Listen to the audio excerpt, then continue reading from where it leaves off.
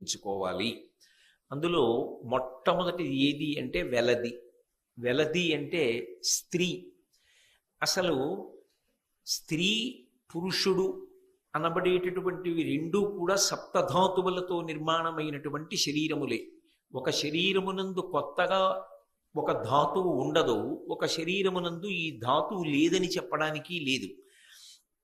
ఎందుచేత అంటే రెండు శరీరములు కూడా రక్తము, మాంసము, కొవ్వు, అస్థి, శుక్ల, మేధ అనబడేటటువంటి ధాతువుల చేతే నిర్మాణమవుతాయి.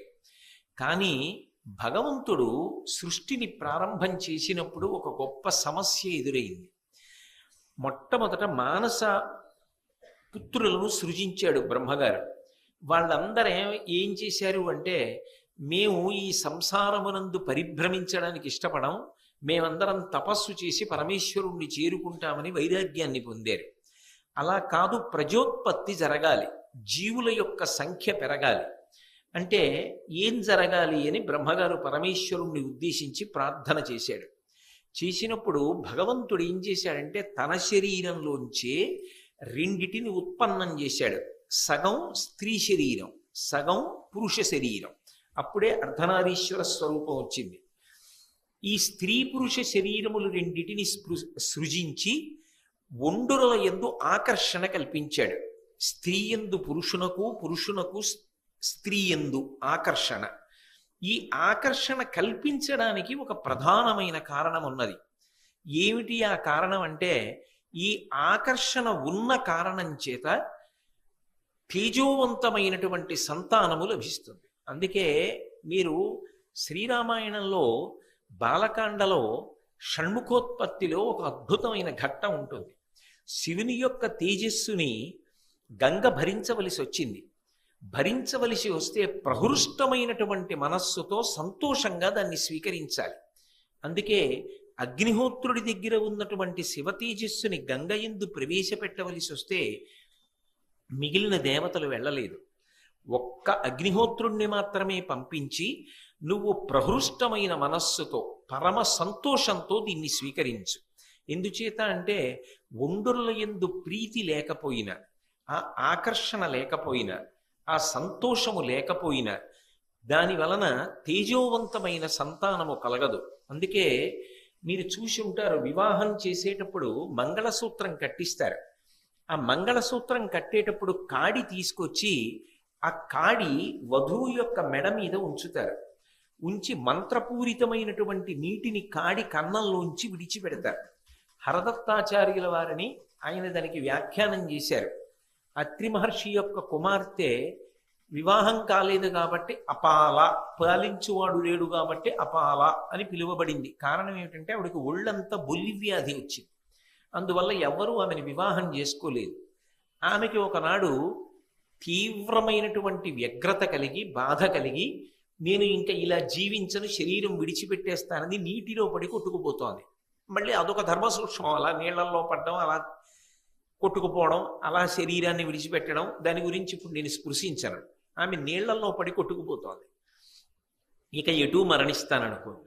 ఇంతలో అనుకోకుండా ఆమెకి సోమలత లభించి, ఏదో కొట్టుకుపోతుంటే నీళ్లలో సోమలత దొరికింది.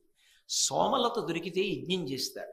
ఆమె ఆ సోమలత దొరికింది, నీళ్లలో కొట్టుకుపోతోంది కాబట్టి ఇంద్రుణ్ణి ఉద్దేశించి కొన్ని మంత్రాలు చెప్పి నోటితో నవిలి ఆ సోమలతని పిండింది.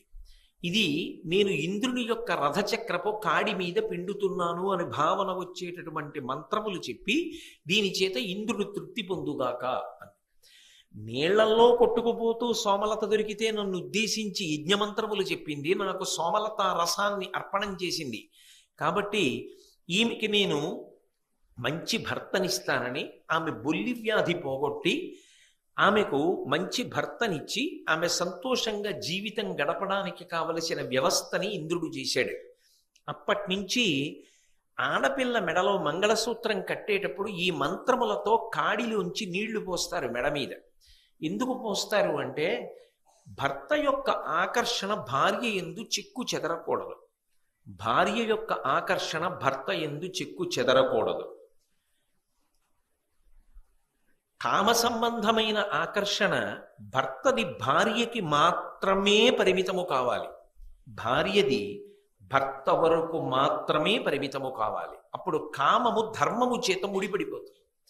కామము ధర్మము చేత ముడిపడితే ధర్మ సంబంధమైన అర్థము ప్రభవిస్తుంది.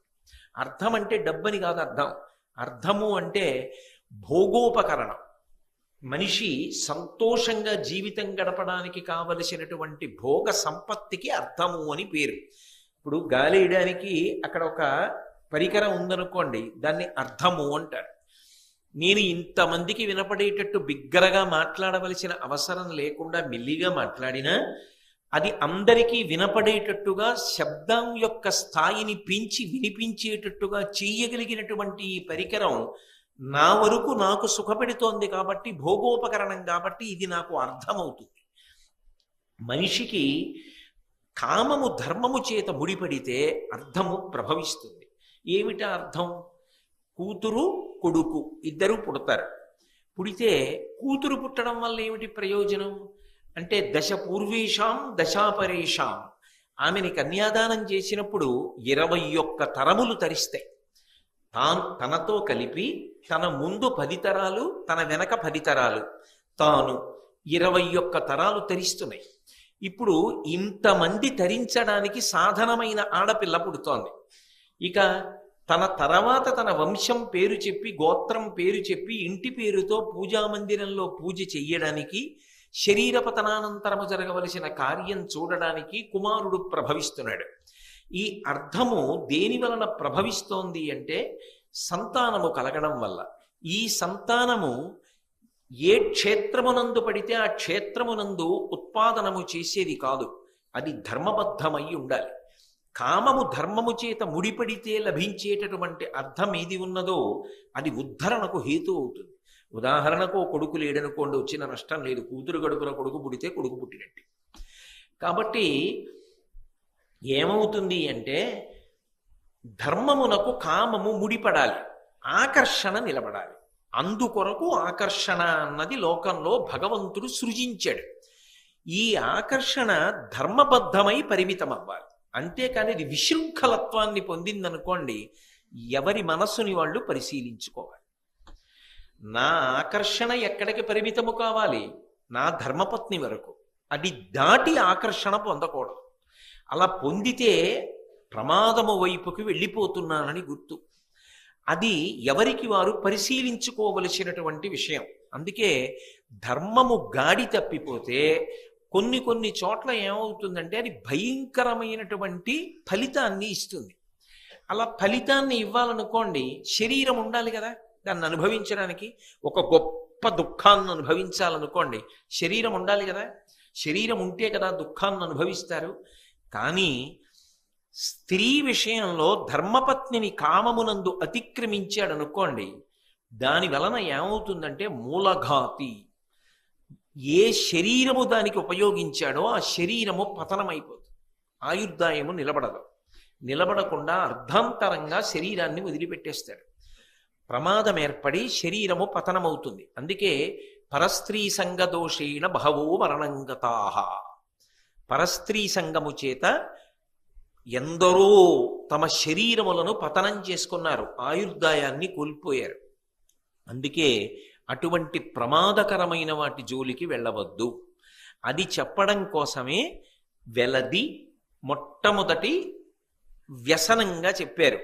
అయితే ఇక్కడ స్త్రీ అని అన్వయం చేసి అన్ని వేళలా దోషం ఆపాదించకూడదు. ఎందుకు ఆపాదించకూడదు అంటే ఆమె ధర్మబద్ధమైన పత్ని స్థానంలో ఉందనుకోండి, ఆమె గొప్ప ఉద్ధరణ హేతు. మీకు నేను ఎన్నో మాటలు చెప్పా. గృహిణి గృహముచ్యతే. అసలు ఆమె లేనినాడు ఇల్లన్న మాటకు అర్థమే లేదు. ఆమె లేనినాడు పురుషుడు పుణ్యం చేసుకోలేడు. ఆమె లేనినాడు ఇహమునందు ఏమీ సంతోషం లేదు.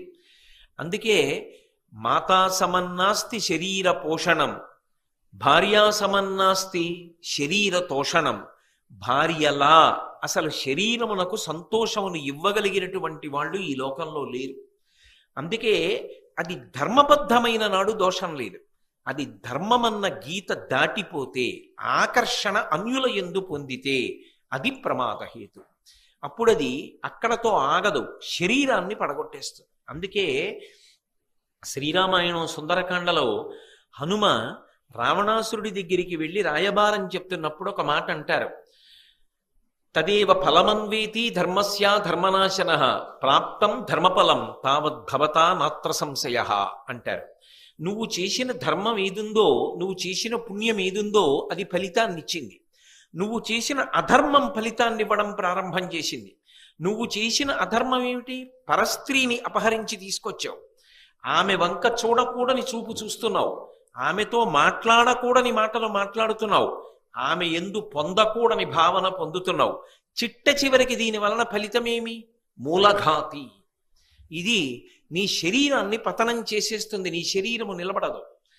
అందుకే వ్యసనం గురించి చెప్పడం వేరు, కానీ ఆ వ్యసనం యొక్క వ్యగ్రతని తెలుసుకోకపోతే అది ఎంత ప్రమాదానికి వెళ్ళిపోతుందో తెలుసుకోకపోతే ఎంత గొప్ప వ్యక్తి జీవితం కానివ్వండి, దాని వలన ఫలితం ఉండదు. మీరు భాగవతంలో అజామీలోపాఖ్యానం చూసి ఉంటారు. ఆయన పేరు అజామీలుడు అని పెట్టారు. అజామీలుడు అన్న మాటకు అర్థం ఏమిటంటే అజ్ఞానము చేత మేళనమును పొందినవాడు, దానితో అంటకాగినవాడు అని అర్థం అజామీలుడు అంటే. అజామీలుడు మొట్టమొదటి నుంచి కూడా పుట్టుక నుంచో బ్రహ్మచారిగా ఉండగానో యవ్వనంలో ఉండగానో పరస్త్రీ వ్యసనము కలిగినటువంటి వాడు కాడు. మీరు జాగ్రత్తగా పరిశీలనం చేస్తే భాగవతంలో అజామీలుడి గురించి కొన్ని విశేషాలు చెప్పారు. ఆయన చాలా మంచి శీలవైభవం ఉన్నవాడు. కావున ఇతడు సత్కర్మవశమున భూదేవ కులమున పుట్టినాడు. దాంతుడై శాంతుడై ధర్మసంశీలుడై సకల వేదంబులు చదివినాడు. అనయంబు గురువుల అతిథుల పెద్దల చేరి శుశ్రూషలు చేసినాడు. సర్వభూతములకు సమబుద్ధి అయి చాలా బహుమంత్ర సిద్ధుల బడసినాడు. సత్యభాషణ నియమంబు జరిపినాడు. నిత్య నైమిత్తికాదుల నెరపినాడు. దండి లోభాది గుణముల దరసినాడు. మంచి గుణములు తనయందు అరసినాడు.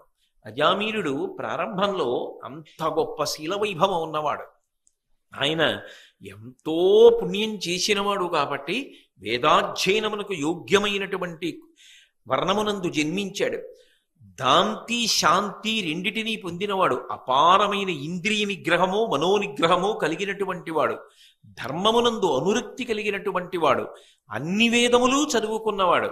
ప్రయత్నపూర్వకంగా గురువుగారి దగ్గరికి పెద్దల దగ్గరికి వెళ్ళి శుశ్రూష చేసేటటువంటి లక్షణము కలిగినటువంటి వాడు. అంతేకాదు అన్ని భూతముల యందు సమానమైనటువంటి బుద్ధిని పొందినవాడు. ప్రహ్లాదుడి గురించి చెప్తూ భాగవతంలో తనయందు అఖిల భూతములందు నొకభంగి సమహితత్వంబున బరగువాడు అంటారు. అన్ని భూతముల యందు సమానమైనటువంటి భావన, అన్నిటి యందు దైవమున్నది అన్న భావన పొందినటువంటి వాడు. పైగా అనేకమైనటువంటి మంత్రములను ఉపదేశం పొంది నియతి కాలమునందు వాటిని జపం చేస్తూ ఆయా మంత్రముల యొక్క అధిష్టాన దేవతల దర్శనాన్ని పొంది వాళ్ళ యొక్క అనుగ్రహమునకు పాత్రుడైనటువంటి వాడు. సత్యభాషణ నియమంబు జరిపినాడు. ఎన్నడూ అబద్ధమాడకుండా సత్యమును మాత్రమే మాట్లాడేవాడు. నిత్య నైమిత్తికాదుల నెరపినాడు. ప్రతిరోజు చెయ్యవలసినటువంటి సంధ్యావందనాది కార్యక్రమములను ఏమరపాటు లేకుండా చేసేవాడు. అప్పుడప్పుడు వచ్చేటటువంటి ప్రధానమైన తిథులు కృష్ణాష్టమి, భీష్మాష్టమి, ఇటువంటి తిథులలో ఏవేవి చెయ్యాలని ఋషుల చేత చెప్పబడినదో ఆయా కార్యక్రమములను ఏ వైక్లభ్యం లేకుండా నిర్వహించినటువంటి వాడు. లోభము మొదలైనటువంటి భయంకరమైన గుణములను దాటినటువంటి వాడు. మంచి గుణములన్నిటికీ కూడా నిధిగా జీవించినటువంటి వాడు. అంటే ప్రారంభంలో అజామీలుడు తప్పు జీవనం ఉన్నవాడు కాడు. ఆయనకి వివాహం చేసిన తర్వాత భార్యతో ఎంతో చక్కటి జీవితం చేసినటువంటి వాడు. తల్లిదండ్రుల యొక్క మన్ననని సంతోషాన్ని పొంది జీవించేటట్టుగా బ్రతికినటువంటి వాడు. తల్లిదండ్రులకు సంతోషాన్ని ఇచ్చినవాడు. ఇటువంటి వాడు ఒకనాడు చూడకూడని ఒక విషయాన్ని చూశాడు. ఎవరో మద్యపానానికి కూడా అలవాటు పడిపోయినటువంటి ఒక స్త్రీ పరపురుషుడితో రమిస్తున్నటువంటి సన్నివేశాన్ని చూశాడు. ఇంత చదువుకున్నవాడి చదువు పెద్ద దూది పర్వతంలో నిప్పు నెరుసుపడి కాలిపోయినట్టుగా దగ్ధమైపోయింది. అంతే జారిపోయాడు. ఒకటో మెట్టు మీద ఉన్నవాడు జారి పడిపోయాడు అనుకోండి, పర్వాలేదు. 10వ మెట్టు మీద ఉన్నవాడు జారి పడిపోయాడు అనుకోండి, పర్వాలేదు. 1000వ మెట్టు మీద ఉన్నవాడు జారి పడిపోయాడు అనుకోండి, బ్రతుకుతాడని నమ్మకం ఉండదు. 1000వ మెట్టు మీదకి ఎక్కడం అంటే ఎన్నో గుణములను పొందిన తరువాత ఇటువంటి వ్యసనము కాని కలిగిందనుకోండి, వాడి జీవితము చాలా భయంకరంగా పరిసమాప్తమైపోతుంది. ఇక ఆయన పొందిన సుగుణములను గురించి కానీ, ఆయన కీర్తిని గురించి కానీ, ఆయన జీవితంలో కష్టపడి సాధించినటువంటి విశేషాల్ని కానీ ఇక ఎవ్వరూ స్పృశించరు. ఆయన నశించిపోయిన తరువాత అపకీర్తి ఒక్కటే మిగిలిపోతుంది. మీరు ఒక్కటి గమనించండి, రావణాసురుడు మరణిస్తే కేవలము రావణుడు మరణించాడు అనుకుంటారు చాలామంది. కాదు, రావణుణ్ణి చంపినప్పుడు 3 రకములైనటువంటి హత్యలు జరిగాయి. ఒకటి వీరహత్య అంటారు, రెండవ దాన్ని ఛాయాహత్య అంటారు, మూడవ దాన్ని సుగుణహత్య అంటారు. ఆయన మహావీరుడు, లోకోత్తర వీరుడు, అన్ని అస్త్రములు తెలిసిన్నవాడు. అన్ని అస్త్రములు తెలిసిన్నవాడు అంటే అన్ని మంత్రాల్ని నియమంగా జపం చేసి తనయందే ఆవాహన చేసుకున్నవాడు. ఆయనతో పాటే అన్ని మంత్రముల యొక్క దేవతలు కూడా వినిర్ముక్తమైపోతారు. కాబట్టి అది వీరహత్య. ఛాయాహత్య, ఛాయాహత్య అంటే ఏమిటో తెలుసా? కేవలం పరాక్రమం కాదు, అనేకమైనటువంటి లలిత కళలలో గొప్ప సాధన చేసి ఉత్తీర్ణుడైన వాడు. ఆయన చాలా బాగా వీణ వాయిస్తాడు, ఆయనకి సామవేదం తెలుసు, గొప్ప గానం చేస్తాడు, ఆయనకి పూజ తెలుసు, అలంకారం తెలుసు, ఏ ఏ తిథులలో ఏవి చెయ్యాలో తెలుసు, అన్నింటినీ మించి చతుషష్ట్యుపచారములు చెయ్యగలడు. 64 ఉపచారములు మీరు చదివితే భగవతికి కోట నిర్మాణం కూడా ఉంది. అవేం సామాన్యమైన ఉపచారాలు కావు, అటువంటి ఉపచారములు చెయ్యగలడు. ఇన్ని చెయ్యగలిగిన వాడి కీర్తి ఏదైనా మిగిలిందా లోకంలో? రావణాసురుడిలా వీణ వాయిస్తాడండి, అభినవ రావణ అన్న బిరుదుతో సత్కరిస్తున్నాం అని ఎవరికైనా బిరుదిస్తారా? ఇస్తే పుచ్చుకుంటారా? పుచ్చుకోరు. ఆయనకి తెలియదా? ఆయనకి ఆ కళ లేదని మీరు అనుకుంటున్నారా? ఉన్నది. కానీ ఆయనకి ఎన్ని కళలు ఉన్నా ఆయన ఒక మహాపతివ్రత యందు పొందకూడని భావన పొందడంలో ఆయన మరణించినప్పుడు ఆయనతో పాటే ఈ ఉత్తమమైనటువంటి సంస్కృతి కూడా మరుగున పడిపోయింది. అది ఛాయాహత్య అంటారు. ఎంతటి వాడికి కొన్ని సుగుణములు ఉంటాయి. మహర్షి అందుకే రామాయణ కావ్యం చేసేటప్పుడు నిష్పక్షపాతంగా మాట్లాడతారు. మీరు రావణాసురుడు నిద్రలేచిన సమయాన్ని గమనించండి. ఆయన బ్రాహ్మీ ముహూర్తంలో నిద్రలేచాడు. అంటే ఏ కాలమునందు సరస్వతీ కటాక్షము కాలాంతర్గతముగా ప్రవాహ రూపంలో ఉంటుందో ఆ కాలమునందు నిద్ర లేచేటటువంటి అలవాటు ఉన్నవాడు. అసలు అందరూ అలా నిద్ర లేవరు. ఎప్పుడో సూర్యోదయం అయిపోయిన తర్వాత లేస్తారు. కృతఘ్నఘ్న యదేవా యజ్యోతిషాం పతయే నమః. సూర్యుడు ఉదయించిన తరువాత నిద్రలేచిన వాడు కృతఘ్నుడు. కాబట్టి ఆయన బ్రాహ్మీ ముహూర్తంలో నిద్రలేచే అలవాటు ఉన్నవాడు. కానీ అవి ఏవైనా నిలబడ్డాయా? ఒక్క రావణ హత్య చేస్తే రావణ హత్య వెనక ఈ హత్యలు కూడా జరిగాయి. అందుకే ఇవి దోషములయ్యాయి. ఎందుకని అంటే లోకమునందు ప్రకాశించకుండా పోయాయి. ఇవి పోగొట్టుకోవడానికే రామచంద్రమూర్తి అన్ని శివలింగ ప్రతిష్టలు చేశాడు. అది కారణం. అంటే పరస్త్రీ సంగ దోషేన బహవో మరణంగతా. పరస్త్రీ సంగ దోషము వలన మనిషి యందు ఎన్ని సుగుణములు ఉన్నప్పటికీ కూడా అవి రాణించవు, సర్వభ్రష్టమైపోతాడు. అసలు ఇవాళ మనందరం తిరుపతి తిరుపతి అని చెప్పి వెంపర్లాడి ఆ కొండెక్కుతాం. ఆ కొండ యొక్క వైభవాన్ని కలియుగంలో ప్రకాశింపచేసినటువంటి వాడు మాధవుడు అనబడేటటువంటి ఒక బ్రాహ్మణ కుమారుడు. ఆయన కూడా అజామీలుడిలాగే బాగా చదువుకున్నవాడు. ఆయన కూడా అజామీలుడిలాగే మంచి గుణములు కలిగినవాడు. అటువంటి వాడు ఒకప్పుడు కాలు జారిపోయింది. అన్యకాంతయందు ఆకర్షితుడయ్యాడు. ఆకర్షితుడైనప్పుడు అదో విచిత్రం. ఆవిడ ధర్మం చెప్పింది. ఆమె నిజానికి చదువుకున్నది కాదు. ఆమె కూడా ఇలాగే కళ్ళు తాగుతున్నది. ఆమె కూడా గోమాంసమును తింటున్నది. ఆమె దగ్గరికి వెళ్ళి ఆమె పొందు అపేక్షించాడు. ఆమె అంది, నువ్వు ఉత్తమమైనటువంటి వంశంలో జన్మించావు, ఇదేమి దుర్బుద్ధి, తప్పు, నువ్వు ఇటువంటి పనులు చేయకూడదని చెప్పింది. ఆయన పాండిత్యం ఎందుకు పనికొచ్చిందంటే భ్రష్టత్వానికి వచ్చేటప్పటికి ఏ స్థాయికి ఎడతాడో చూడండి. ఉప్పు నీటిలో ముత్యం ఉంటుంది, అయినంత మాత్రం చేత ఉప్పు నీటిలో పుట్టిందని ముత్యాన్ని విసిరేస్తారా? రత్నములు దొరుకుతాయి సముద్రమునందు, నీటిలో దొరికింది ఉప్పు నీటిలో అవతల పారేస్తారా? నువ్వు ఎటువంటి దానివైతేనే గొప్ప అందగత్తెవి అని ఆమె పొందుని అపేక్షిస్తే ఆమె త్వజ యజ్ఞోపవీతంతే ముండయిత్వా శిరస్తథా అంది. నువ్వు బ్రాహ్మణుడివి కదా, నీ యజ్ఞోపవీతం తీసి అవతల పారే, నీ శిఖని తీసేసి భక్ష గోమాంసముత్తమం, ఆవుని చంపేసి గోమాంసం తినం. కనీసం అప్పుడు భయపడతాడని. పరస్త్రీ సంగము వ్యసనమైపోయిన మనసు ఎంతకి బరి తెగించేస్తుందంటే ఆయన యజ్ఞోపవీతాన్ని తీసి విసిరిశాడు. శిఖ, ఆ పిలక ముడి వేసుకున్నటువంటి పిలకని తీసేశాడు, గోమాంసాన్ని తినేశాడు. ఆమె యందు అనురక్తిని పొంది సుఖించాడు. కొంతకాలమునకు ఆమె మరణించింది.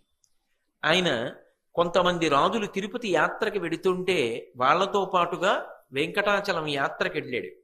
కపిలతీర్థం దగ్గరికి వచ్చి వాళ్ళందరూ వాళ్ళ తండ్రులను గుర్తు తెచ్చుకుని తద్దినం పెడుతున్నారు. విడిపోయినటువంటి వాళ్ళైతే, శరీరం వదిలిపెట్టేసిన వాళ్ళైతే.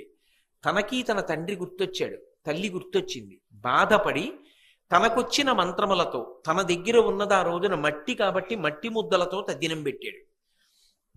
వాళ్లతో కలిసి కొండెక్కుతున్నాడు. ఎక్కలేకపోయాడు. ఎక్కలేక నీరసపడి ఖేదపడితే ఆయనలో ఉన్నటువంటి పాపమంతా కూడా వాంతి రూపంలో కక్కాడు. అక్కడ ఉన్న శిలలన్నీ కూడా ధ్యాననిష్టలో ఉన్న యోగులు. అబ్బా ఎంత పాపం రాని వాళ్ళు ముక్కులు మూసుకుని యథారూపాలు ధరించి పైకి లేచిపోయారు.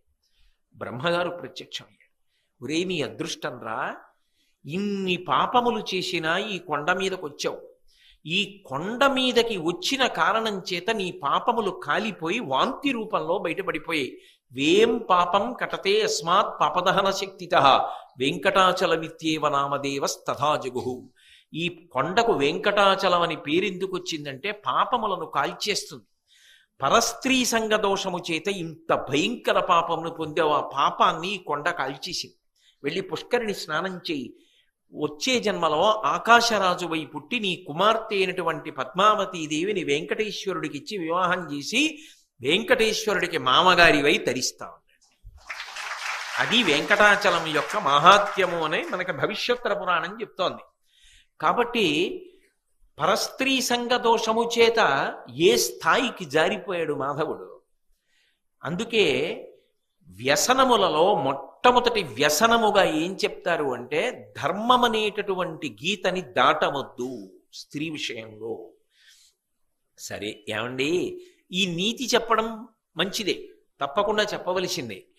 నీతి చెప్పి ఆగదు సనాతన ధర్మానికి ఉన్న గొప్పతనం. దానికి మార్గమేమి చెప్తుంది.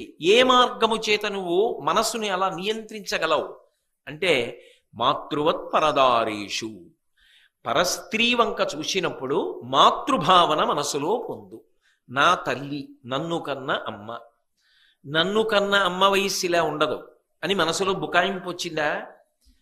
నువ్వు ప్రతిరోజు పూజ చేస్తావు కదూ, ఎవరో ఒక అమ్మవారిని పూజిస్తావు కదూ. కంచి కామాక్షినో, మధుర మీనాక్షినో, కాశీ విశాలాక్షినో, గాయత్రినో, పార్వతినో, లక్ష్మినో, సరస్వతినో, శారదనో ఎవరో ఒకరిని పూజ చేస్తావు కదూ. నేను పూజ చేసేటటువంటి అమ్మవారు కరచరణాదులతో కదిలి వస్తే ఇదిగో ఇలా ఉంటుంది. సహస్రశీర్షవదన, ఇన్ని ముఖాలతో మా అమ్మవారు వచ్చి కూర్చుంటే ఇలా కూర్చుంటుంటాడు. ఎంత అదృష్టం! ఆవిడికి నా మీద ఎంత ప్రేమ అంటే రోజు నన్ను పీఠం మీద కూర్చోబెట్టి నువ్వు కింద కూర్చుని పూజ చేస్తావు. ప్రతిరోజు సాయంకాలం నిన్ను పీఠం మీద కూర్చోబెట్టి ఎత్తైన వేదిక మీద కూర్చోబెట్టి నేను అనేక ముఖాలతో కింద కూర్చుని వింటున్నట్టుగా కనపడుతూ నీకు దర్శనమిస్తాను. ప్రతిరోజు సాయంకాలం అయ్యేటప్పటికీ నేను ఏ కామాక్షికి నమస్కారం చేస్తానో ఆ పరదేవతే ఇన్ని ముఖాలతో నాకు దర్శనమిస్తూ ఉంటుంది. ఎంత అదృష్టవంతుడిని నేను అన్న భావన పొందాను అనుకోండి. అప్రయత్నంగా నేను మాట్లాడేటప్పుడు అమ్మా నిన్న రాలేదే అని అడుగుతాను. అమ్మా అన్న పలకరింపు వచ్చేస్తుంది. ఆ మాతృవత్ పరదారేషు, ఆ మాతృభావన చెయ్యగానే పాదముల వంక చూడడంలో ఉన్న అనురక్తి నీకు ఏ తేజస్సు కనపడి ఆకర్షణకి కారణమైందో అది పరదేవత యొక్క తేజస్సుగా మారుతుంది. మమ తేజోంశ సంభవం అంటాడు గీతాచార్యుడు.